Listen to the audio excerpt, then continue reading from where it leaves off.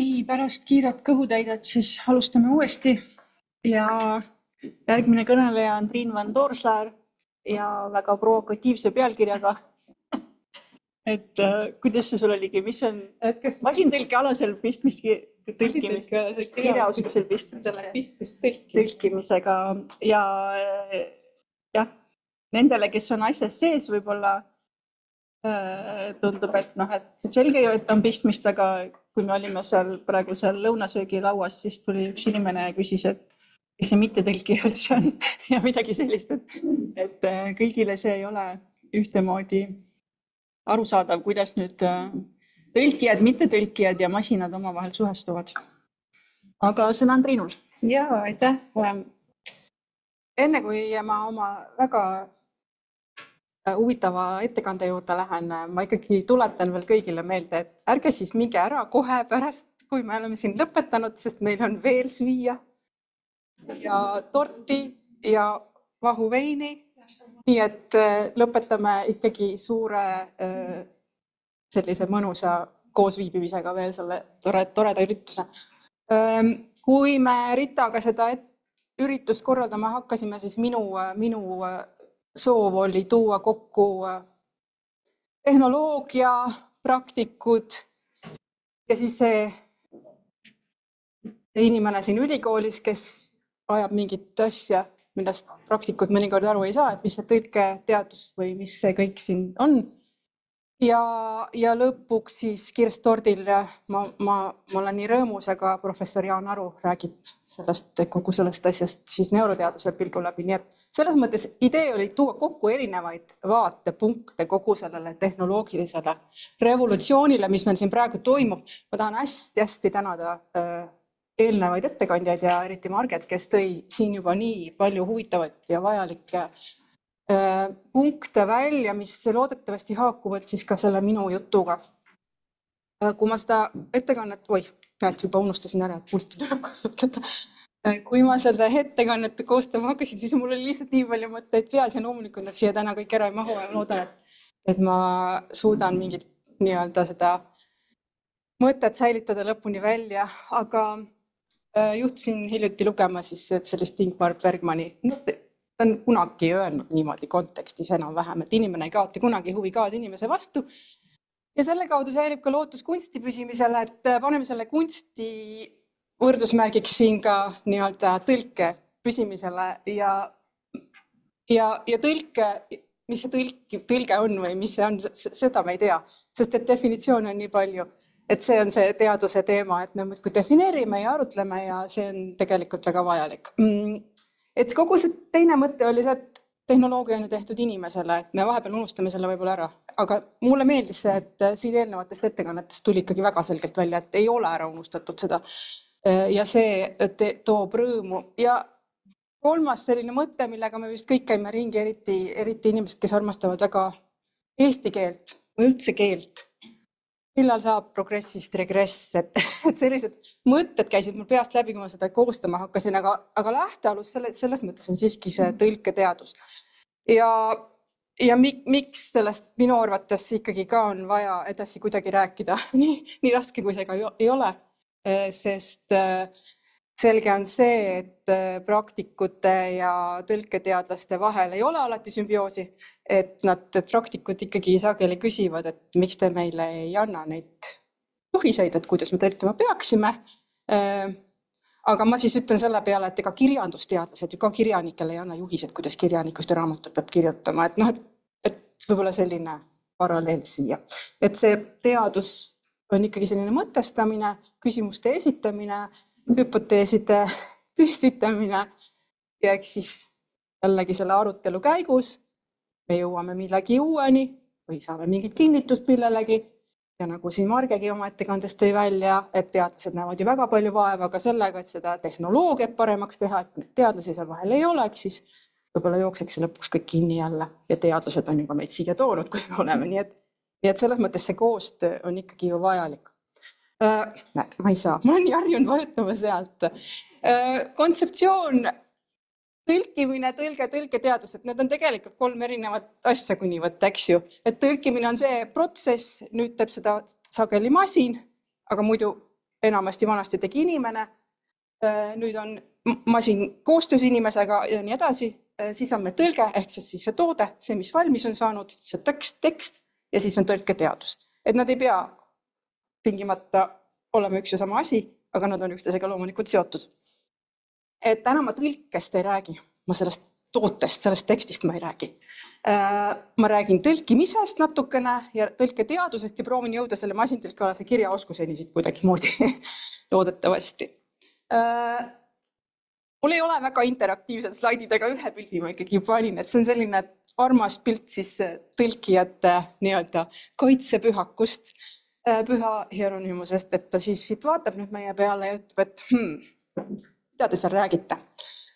Miks on see teadusest rääkimine või sageli, kui me arutame kolleegidega sellest masintõlkest, tehisarust, mis on tulnud tõlkimisse, siis me oleme natuke kurvad, siis me mõtleme, et see kuidagi, see areng, mis on toimunud, see, mis 50-60 aastat tagasi, kui toimus tõlkimise institutsionaliseerimine, siis toodi ta ülikoolidesse, hakati teda eraldi valdkonnana õpetama, arendama, ta rebis ennast lahti keeleteadusest, rebis ennast lahti kirjandusteadusest, ma ei tea, mis teadustest veel, kuhu ta enne oli küll kleebitud, et hakkas oma asja ajama, võttis kasutusele uued metodoloogiad, uurimismeetodid, liikus tegelikult hästi palju ka sotsiaalteaduste poole.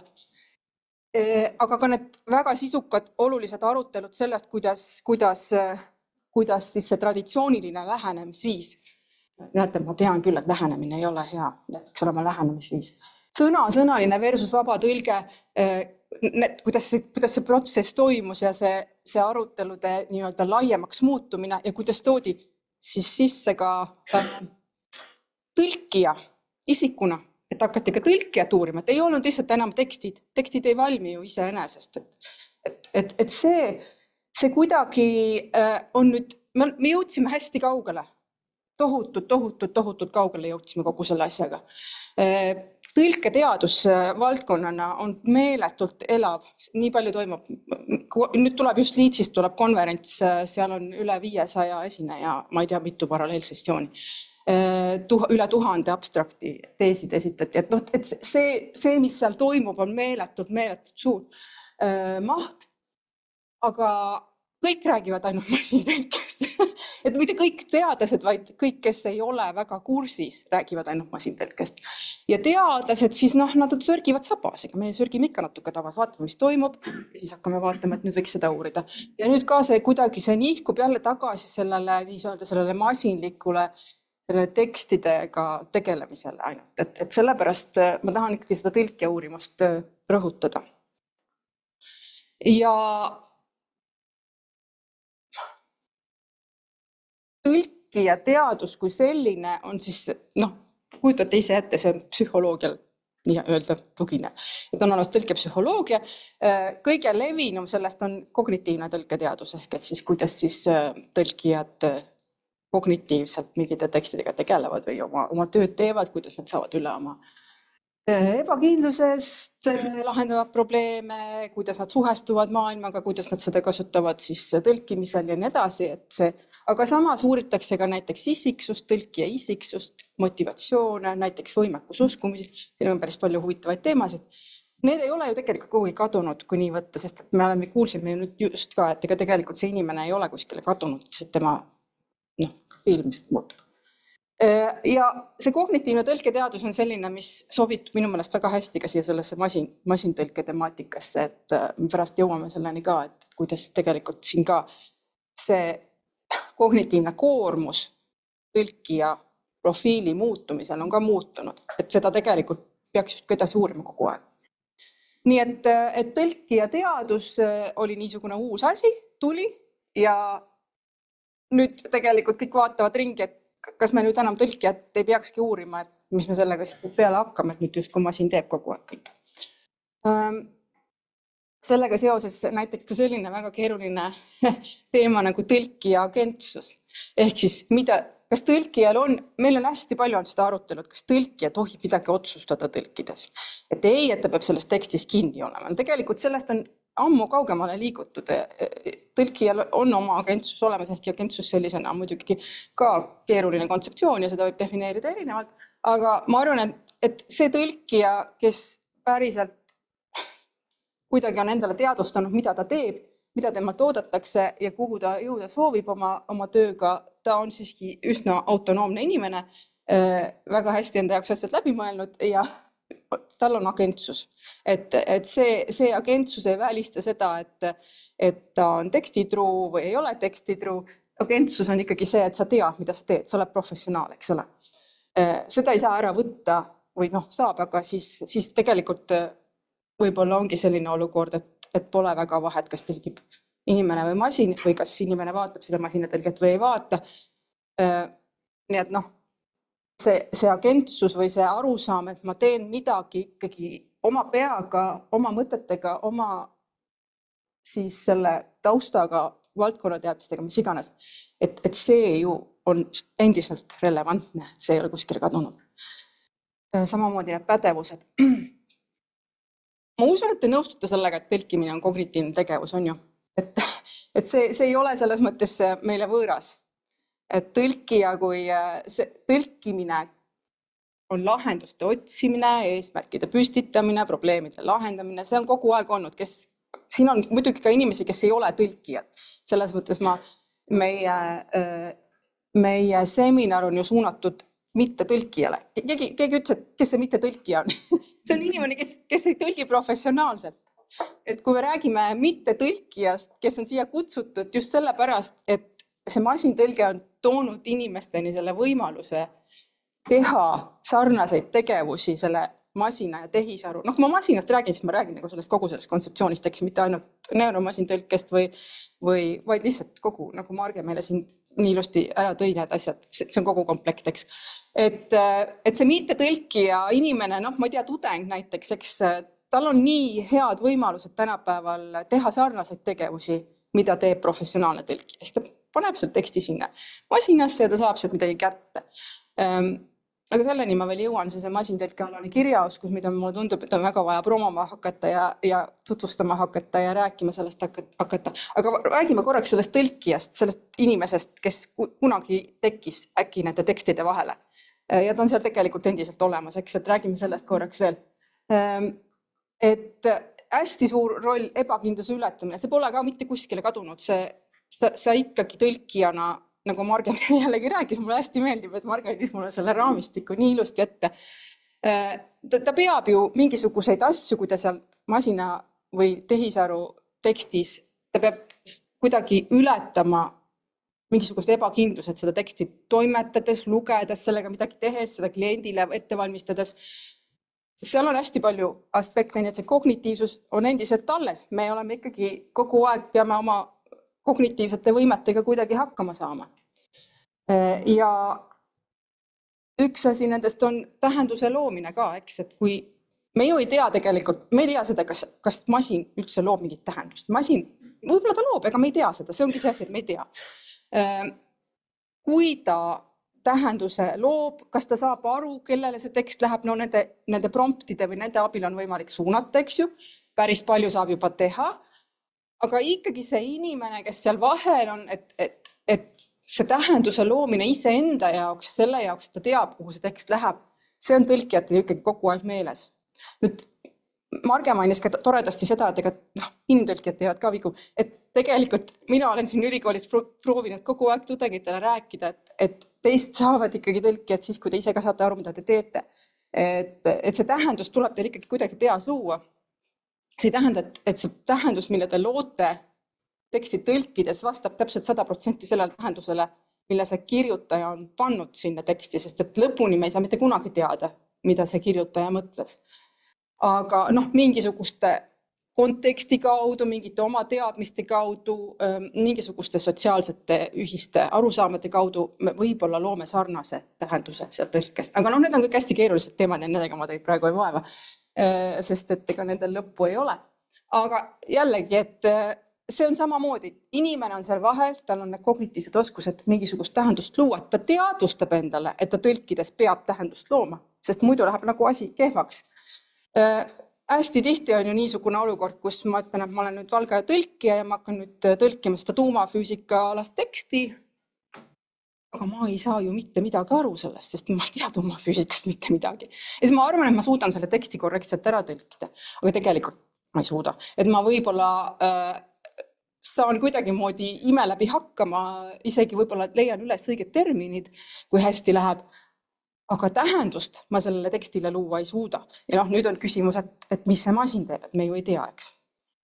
Et siin tuleb jällegi see inimese kognitiivne niisugune kognitiivsed oskused on olulised. Tõlkimine kui algupärase teksti kirjutamine, ma tean, et see on ka selline väga provokatiivne väide, aga see ei ole nüüd mõeldud niimoodi, et tõlkija istub maha ja kirjutab selle, ma räägin praegu siis põhimõtteliselt tõlkijast, mitte nüüd tingimata masina kontekstis, vaid tõlkijast kui niisama, eks ole. Et siin ei ole mõeldud seda, et tõlkija nüüd istub maha ja hakkab ise manipuleerima tekstiga, eks. Siin on ikkagi mõeldud seda, et tegelikult, kui me tõlgime, siis me reaalselt kognitiivselt loome uut teksti. Ja see on ka selline asi, mida tõlkija või vähemalt algaja tõlkija peaks endale teadvustama, eks, et olla kuidagi siis teadlik oma töö tegemisest. Täpselt seesama. Teadvustada ja mõtestada oma tegevust. Et need aspektid on selles mõttes hästi olulised. Nüüd see on see, mille tõlketeadus tõi aastate jooksul kogu sellesse arutellu, sest enne oli ainult tekstid. Arutati tekstide üle. Kuskil oli mingi tekst mingisuguses vaakumis. Aga siis tuli välja, et tegelikult on ju olemas inimene seal vahel, kes sellega tegeleb. Ja nüüd mulle tundub, et millal saab progressist regress, on see koht, kus ma tahan selle küsimärski õhku visata, et kas nüüd sellega seoses, et me räägime ainult masinast ja ainult sellest, kuidas masin neid tekste tõlgeb. Me lähme tagasi sellest, et kaotame ära selle kognitiivse uurimuse seal vahel, sellest inimesest. Et see on minu arvates üks küsimärk, mille ma siia õhku jätaksin seoses siis masintõlke ja tehisaru tulemisega. Me kõik anname endale aru, et me ei tea, mis saab, eks. Praegu räägivad kõik, et tõlkijat varsti ei ole enam vaja. Mitte kõik ei räägi muidugi, inimesed, kes on selle sees, saavad aru, et on vaja. Aga see on selline tore lause, et varsti ei ole tõlkijaid enam vaja. Aga me ju ei tea, eks. Me ei tea seda. Nii, siis jah, nüüd kui tulla uuesti selle minu viimase mõtte juurde, selle oma tegevuse mõtestamise juurde, siis üks asi on teadmised. Masinal on ka hästi palju teadmisi. Tal on tohutult palju teadmisi ja ta loob neid ise juurde ja see kõik on nii meeletult põnev. Ja. Masinal ei ole teadmisi, tal on ainult need infod, mida talle see ei ole see teadlik. Selles mõttes, see info just täpselt, väga õige, väga hea tähelepanek. Et tegelikult see ongi just see, mida ma tahtsin öelda, et sul on info ja inimesel on ka võib-olla mingisugune teadmine, näiteks ma tean, et Prantsusmaa pealinn on Pariis, on ju. Ja selle teadmise ma saan sinna teksti panna, aga mis seal taga on see, et võib-olla ma olen elanud 10 aastat Pariisis. Ma tajun mingisuguseid, ma tunnen seda linna, ma tean, mina tegelikult ei tunne Pariisi üldse. Ma ei tea, miks ma valisin praegu Pariisi. Ma oleks võinud valida Londoni, seal ma olen elanud. Ja see tunnetus, mis mul endal on, see tajumine, see mõistmine, võib-olla ma sellesse konkreetsesse teksti seda sisse ei pane, aga tegelikult natuke alati panen. Et minu enda see taju sealt taga, et seda me nüüd ei tea, kas see masinal on või ei ole, jällegi küsimärk, eks ole. Ta tõlgiks ilmselt ilusti ära, et see on Pariis või Prantsusmaa pealinn on Pariis. Võib-olla sinna taha ei olegi seda tajumist vaja, teinekord on. Et need küsimused on sellised nii-öelda mõtestamiseks. Need ei ole kellegi ärritamiseks mõeldud. Need on lihtsalt mõtestamiseks. Sellepärast, et ma usun, et niimoodi on kõige parem kuidagi kaasa minna selle tehnoloogiaga, et sa ikkagi enda jaoks seda asjad välja mõtled ja aru saad neist. Siis kõneleja tähendus versus kuulaja tähendus ja ootus tõlkele. Et kui palju seda, nagu masin tajub, et see on ka tõlketeaduses ju ja ilmselt ka keeleteaduses olnud ikkagi ju hästi oluline teema, aga tõlketeaduses eriti sellepärast, et jällegi nagu ma enne ütlesin, et ega me ju kunagi ei tea lõpuni välja, mis see tekstikirjutaja mõtles. Me võime arvata, et me teame. Paljud inimesed arvavad, et nad teavad kõike, aga ma arvan, et see ei ole hea lähtekoht. Võtame näiteks ühe kunstiteadusliku teksti, mida on üks kunstiteadlane kirjutanud. Ja siis võtab tõlkija selle ette ja võib-olla ta teab ka kunstiteadusest hästi palju ja on ka väga tugev selles ja käib ja loeb ja on. Aga siis hakkab seda tõlkima. Ja tegelikult ta lõpuni ei saa aru, mida see kunstiteadlane on tahtnud öelda, või ta saab aru, aga ta saab seda oma arusaamadest, taustadest, teadmistest lähtuvalt. Ja mingisugune nihe tuleb sinna sisse paratamatult, see on lihtsalt sinna sisse kirjutatud. Seda ei ole võimalik lõpuni vältida. Võime arutada, defineerida, mis see nihe ja kuidas, aga me ei hakka seda praegu tegema. Aga kõneleja tähendus ja kuulaja tähendus, need ei ole peaaegu mitte kunagi üks ja sama. No proovige, vaielge kodus oma kaasaga. Üks räägib ja kuidas ei saa aru, teine räägib. No, ei ole, ei saa. Et see on muidugi selline natukene süke äärmuslik näide, aga põhimõtteliselt ma usun, et te saate aru. Ja nüüd see ootus tõlkele, et jällegi masinale saab väga palju ette kirjutada nende promptidega. Marge oskab mind siin ka täiendada, sest et tema on spetsialist, suurem spetsialist kui mina selles. Aga lõpuni välja me ei tea, kas me ikkagi suutsime seda ootust tõlkele kommunikeerida nii nagu vaja. Et siin on ka üks selline huvitav niisugune arutelu koht, et ei tahaks seda nagu kaotada selle masina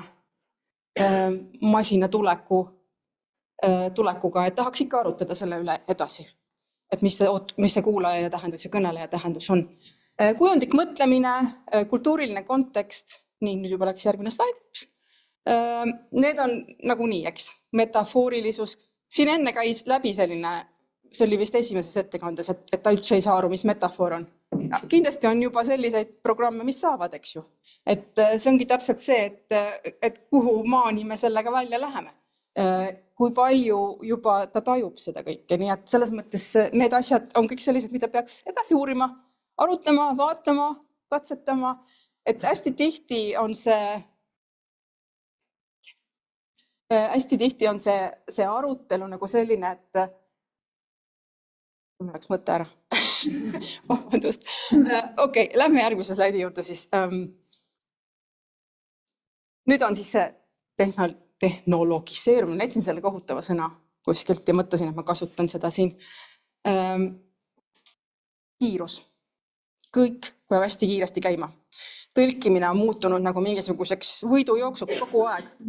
Infoküllus, pealiskaudsus, süvenemisoskuse puudumine, see kõik kuidagi lihtsalt võtab meid kinni ja ei lase meist lahti. Aga ma tahaksin teie käest küsida, et kui paljud saavad käe üles tõsta ja öelda, et teil on nüüd rohkem aega, sellepärast, et meil on nii palju tehnoloogiat. Ja, et mõttekoht lihtsalt. Hästi palju tekste juba, sellest käis ka siin Marge ja ka eelmine kõneleja rääkis sellest, et hästi palju tekste tegelikult hakkab juba olema selle tehisaru toodetud, eks. Ja see keeleline variatiivsus ja metafoorsus ja see taju ja see kõik, mis seal on, see hakkabki meile justkui nagu selle masina poolt ette kirjutatud olema, et siin on nüüd see koht sellest keelelisest progressist ja regressist, eks ju. See ei kao kuskile, see on ikka päris pöörane ja ma arvan, et seda peaks kindlasti edasi uurima, et selles mõttes seda kindlasti ei saa jätta sinna samma. Eesti keelega on nüüd nii, nagu on. Meil on selles mõttes, kas see on meie õnn või õnnetus, et meie keel on niisugune, nagu ta on. Keeruline masinatele õpetada võib-olla, et ühest küljest võib-olla on see hea. Teisest küljest võib-olla see vastupidi ei ole üldse hea. Ja hiljuti ühes saates ma juhtusin kuulama, kuidas Jaak Aaviksoo ütles, et kui me nüüd tehisarule kiiresti eesti keelt väga hästi selgeks ei õpeta, siis mis lootust meie keelel üldse veel on, sest see tehnoloogia võtab nii palju üle. Et siin on ka selline mõttekoht ja ma arvan, et seda kindlasti jällegi ka tuleks tõlketeaduses samuti uurida, et mis selle keelega siis saab. Mis on kindlasti üks probleem nende masintõlgitud tekstidega on see, et tõlkeprotsess muutub hästi läbipaistmatuks. Sellest on nüüd siin hästi palju juttu olnud, sellest eetilisusest, aga ka vastutusest selles mõttes, et kes siis vastutab, eks. Marge seda jällegi mainis, et vastutab siis tihtipeale büroo, aga kas see tõlkija ise ka vastutab? See on muidugi hästi lai küsimus, sest et ma arvan, et paljud tõlkijad ei tahagi üldse vastutada ja me oleme tudengitega ka hästi palju arutanud selle üle, et näiteks toimetaja ja tõlkija, et kumb siis ikkagi päriselt vastutab. Ega tegelikult ei ole konsensust, et nad ütlevad ikkagi, tõlkijad ütlevad, et tegelikult tõlkijad ütlevad tihti, et toimetaja vastutab ja toimetajad pigem arvavad, et nemad vastutavad, aga minu arusaam sellest on ikkagi see, et niikaua, kui sa tõlkijana selle vastutuse endalt ära annad, siis sa ei tööta piisava motivatsiooniga. Et hästi lihtne on mõelda, et keegi vaatab veel üle. Las olla, ma olen väsinud praegu, ma ei hakka praegu, las olla. Toimetaja nagu nii vaatab. Et siis sa kaotad nagu sellise omaga selle autonoomsusega tegelikult ära. Et tõlkija selles mõttes võiks ikkagi ka masintõlgitud tekstide puhul seda mõelda, et isegi kui sulle tundub, et masin on juba nii hea ja mul ei ole vastutust ja võib-olla tõlkefirma hoopis vastutab, et tegelikult see isiklik vastutus peaks alati jääma ja seda vastutuse ja eetilisuse teemat tuleks kindlasti väga hoolega edasi uurida tõlketeaduses. Me oleme siin nüüd rääkinud sellest, et masintõlge on võrdne inimtõlkega või vähemalt arvatakse, et on ja varsti saab ja see ongi see problemaatiline koht, kus ma tahaksin tulla tagasi selle tõlketeaduse ja tõlkimise defineerimise juurde. Et niikaua, kui tõlkimine oligi defineeritud kuidagi sõnasõnalisuse või siis mingi tekstikesksuse kaudu, võib-olla oli lihtne tõlkimist defineerida, aga tegelikult neid definitsioone on niivõrd palju ja võib-olla on see probleem, et neid on niivõrd palju, võib-olla teeks see praegu olukorra lihtsamaks, et me tõlgime ära, et defineerime ära, et tõlkimine on see. Aga lihtsalt küsimus on selles, et seda on niivõrd raske defineerida. Üks ütleb, et tõlkimine on see ja teine ütleb, et tõlkimine on see ja kui kuskil kokku ei saada selles mõttes, et see arutelu on käinud siis ma ei tea, mis ajast saadik, Kreeka filosoofidest saadik, eks ju. Et see ei ole lahenenud. Ja nüüd, mis probleem on sellega, et kui me ei ole ikkagi veel lahendanud, et mismoodi me seda tõlkimist defineerime, need arutelud olid nagu väga viljakad mitukümmend aastat, siis nüüd on tulnud masin ja kõik arvavad, et see masinlik nii-öelda see kodeerimine, et see ongi tõlkimine. Ehk et siis nüüd justkui on see definitsioon ise tekkinud, aga reaalselt see ju nii ei ole ja inimesed, kes on tõlkimisega tegelenud, saavad ju ise ka aru, et defineerimise kaudu me oleme teinud regressi, et me oleme tegelikult nüüd jälle defineerima hakanud tõlkimist niimoodi, nagu seda defineeriti kunagi ammu ja kogu see mitmekümneaastane protsess, kus teadlased on hästi palju vaeva näinud, et kuidagi kaugemale sellest jõuda, kuidagi paremini mõtestada, kuidagi tuua juurde neid uusi aspekte, uusi meetodeid, kuidas seda uurida. See kõik on justkui nüüd vaatame ja mõtleme, et kuhu me nüüd jõudnud oleme. Et siin on ka see koht, kus tõlketeadus peaks ennast hästi kõvasti kehtestama ja ütleme, et ei, me ikkagi uurime neid asju edasi ja me ei jäta, et küll tulevad ka need masinad järgi. Üks problemaatiline aspekt, ma vaatan, ma vist räägin liiga palju, ma tahan selle masintõlke alase kirjaoskuseni ka kuidagi täna jõuda, on see tõlke hindamine. Masintõlkega seoses on tekkinud selline, tegelikult eelnevad kõnelejad ju mainisid ka, et see hindamine käib ka masinate kaudu. Ehk et siis masintõlget ei hinnata mitte, inimene ei hinda seda sageli, vaid seda hindab masin ise. Et siin on nüüd küsimus jällegi teoreetilises mõttes, et kuhu see tegelikult välja viib. Sest tõlke hindamine ja tõlke kvaliteedi defineerimine on täpselt samasugune väga problemaatiline küsimus, millele ei ole ühest vastust. Et me räägime hüpoteetilisest kogu aeg mingisugusest kvaliteedist, aga keegi ei ole ju öelnud, mis asi see kvaliteet on. Me võime mingil määral öelda, et ta on siis kuidagi grammatiliselt korrektne ja seal ei ole mingit fataalset vigu sees ja nii edasi. Mingisugune üldine arusaam meil loomulikult on olemas, aga see ei tähenda, et see on ainukene asi, mis seal on. Ja tõlke hindamine kui selline on veel eriti problemaatiline. Küsige minu käest, kes on pidanud neid tõlketöid siin hindama, ma ei tea kaua. Et kogu aeg läheb keerulisemaks, sellepärast, et alguses, kui oled algajaõppejõud, oled hästi range ja ütled, et need on mu kriteeriumid ja nendest üle astuda ei tohi. Aga siis sa saad aru, et tegelikult see, mis ta siin on teinud, et mis see kriteerium ka, et loks on sees, eks. Et kuidas ma siis ikkagi nüüd ütlen talle, et see on vale. võib-olla ei ole vale, noh tema arvates ei ole vale, mis see tähendab, et ta on pannud sellise sünonüümi siia, kõik see vale on või noh, ühesõnaga see on hästi keeruline ja nüüd masin, eks ole, hindab, tal on antud need kriteeriumid ette, ta on loomulikult treenitud niimoodi, see ei ole üks küsimus, aga jällegi, et kui see läheb nagu ainult selliseks masinlikuks protsessiks, siis kas sellest ei saa ka jälle lõpuks lihtsalt nagu tagasilangus, et ma ei taha öelda, et saab, aga küsimärk, eks ju. Noh, ma teen see ühe näite ja see on võib-olla siuke natuke tobe, aga ükskord, kui ma arvasin ka, et ma hakkan tõlkima Euroopa Liidu tekste, ükskord, kui ma arvasin, see jäi mu viimaseks korraks, sest sealt tuli siis tagasi see masina poolt mulle selline Exceli tabel, kus mul oli nagu vead. Ja need vead olid kõik sellised, et see target segment, seal ei ole seda sõna dokument, aga seal oli sõna dokumendi.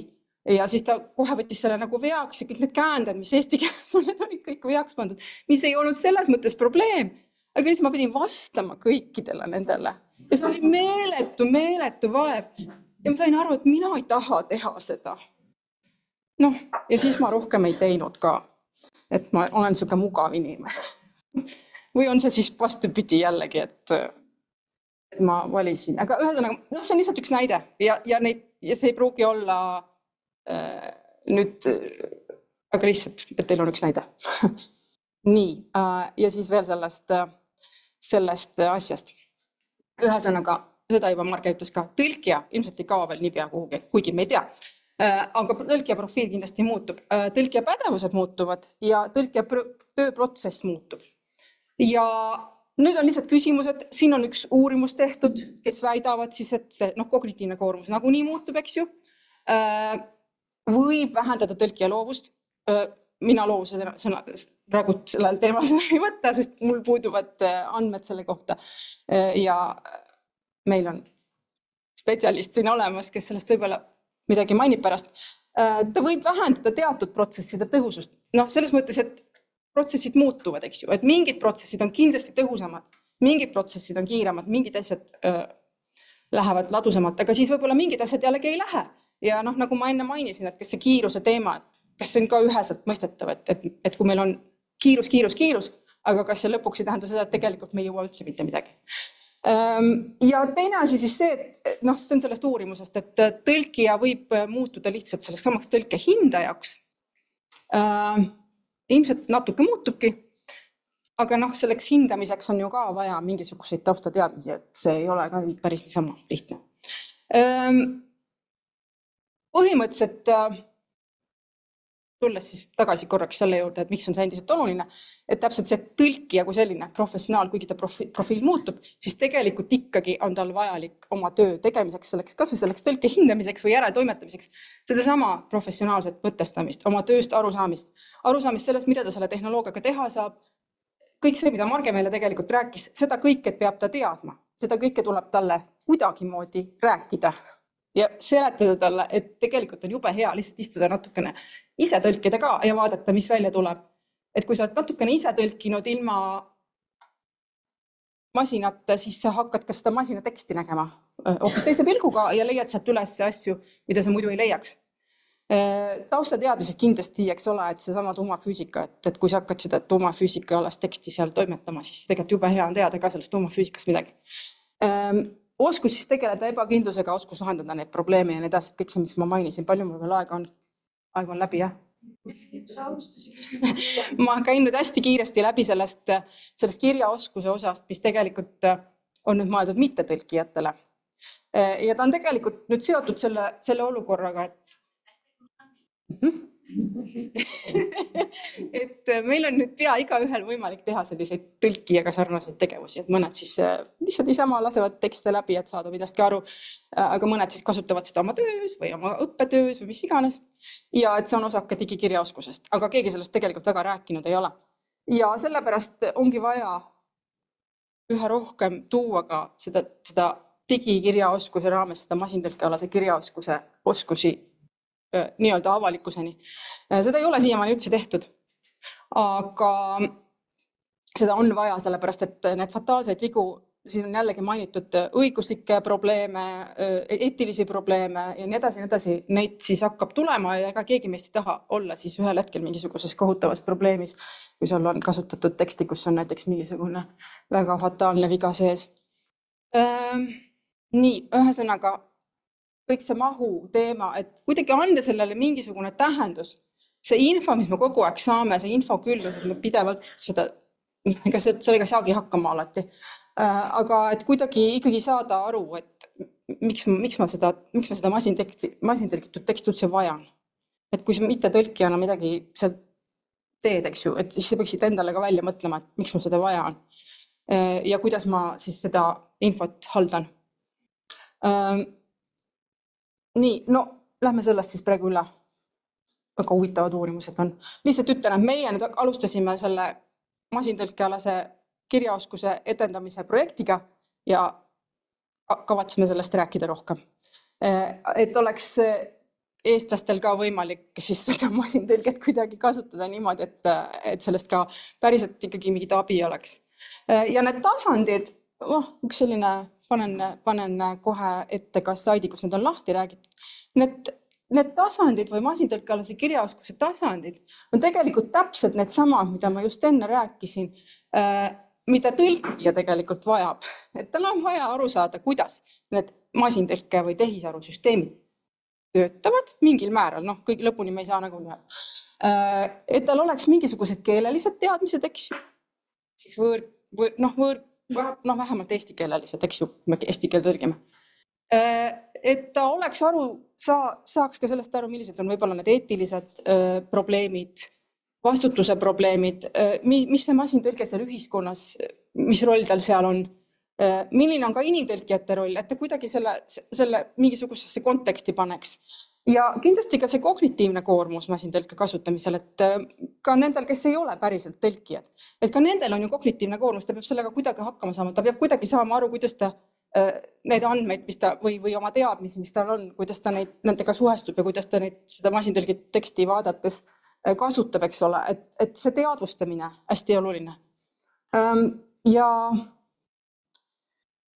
kui ma nüüd jõuan tagasi oma ettekande pealkirjani, et mis selle siis pistmist on tõlkimisega, siis täpselt see ongi, et kui inimene, kes võtab ja hakkab mingit masintõlgitud või tehisaru toodetud teksti kasutama, et ta saaks ikkagi looks sellele mingi tähenduse, sellele tekstile, mis on tõlgitud oma tegevusele, et ta mõtestaks, mida ta teeb, et ta ei teeks seda nagu lihtsalt kuidagi masinlikult, sest siis kaob ka see tema mõte seal vahel ära, eks ju, et ta võib ju seda teksti kasutada, aga mille jaoks ta seda kasutab, eks ole.